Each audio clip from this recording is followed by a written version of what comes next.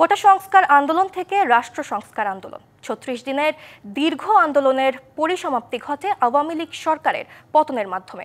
যে আন্দোলনে যোগ দিয়েছিল শিক্ষার্থী ছাড়াও বিভিন্ন রাজনৈতিক দল ও নানা শ্রেণী পেশার মানুষ। তবে আন্দোলনের শুরুটা ছিল আরও আগে। ঘটনাবহুল জুলাই আন্দোলনের প্রেক্ষাপট তুলে ধরছেন দাউদ খান।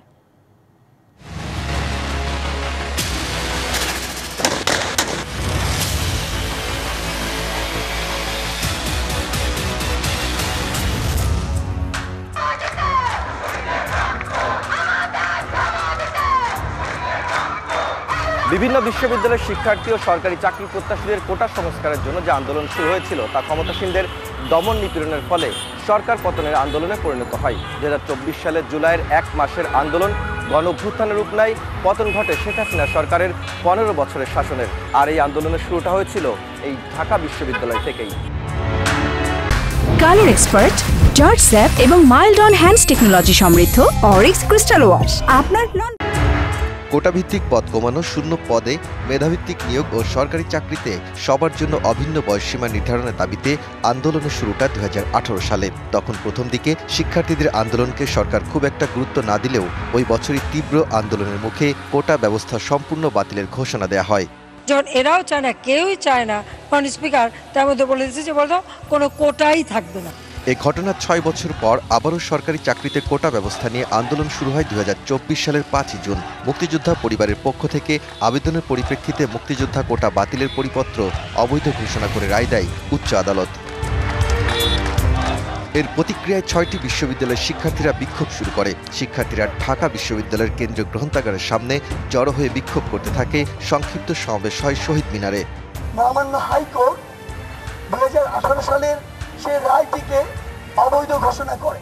এরপর শুরু হয় চূড়ান্ত আন্দোলনের পথ। শিক্ষার্থীরা বৈষম্য বিরোধী ছাত্র আন্দোলনের ব্যানারে সংগঠিত হয় সরকারি চাকরিতে কোটা পদ্ধতি বাতিল করে ২০১৮ সালের সরকারি বিজ্ঞপ্তি পুনর্বহালের দাবিতে টিএসসি এলাকায় বিক্ষোভ সমাবেশ করে।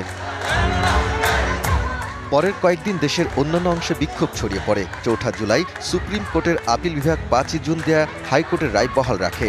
পরদিন ৬ জুলাই শিক্ষার্থীরা বাংলা ব্লকেট কর্মসূচির ডাক দেয়।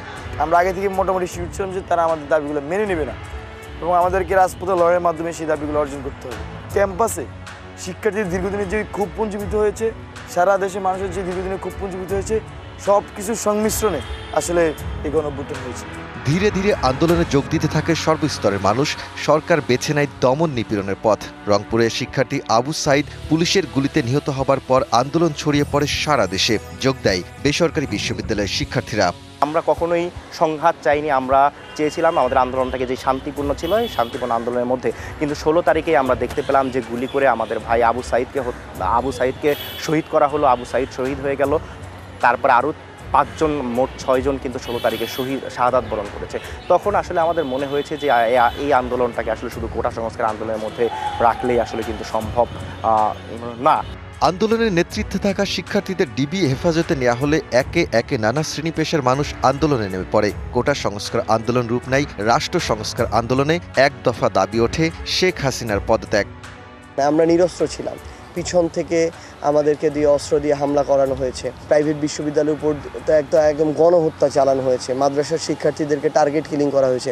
আন্দোলনের সফল পরিসমাপ্তি ঘটে আওয়ামী সরকারের পতনের মাধ্যমে। ততদিনে ঝরে গেছে হাজারো প্রাণ। ৩, ৪, ৫ই অগাস্টের নৃশংসতা, বাংলাদেশের অসংখ্য জায়গায় খুন করা, এই বিষয়গুলো আমার মনে হয় তার পতন নিশ্চিত করেছে।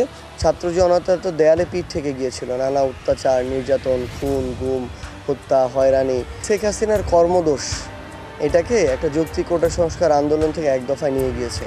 শিক্ষার্থীরা মনে করেন জুলাইয়ের গণঅভ্যুত্থান তাদের মধ্যে রাজনৈতিক সচেতনতা বৃদ্ধি করেছে এবং একটি শান্তিপূর্ণ, গণতান্ত্রিক ও ন্যায়ভিত্তিক সমাজ প্রতিষ্ঠার জন্য তরুণ সমাজকে ঐক্যবদ্ধ হতে শিখিয়েছে। Daud Khan, DBC news, Dhaka.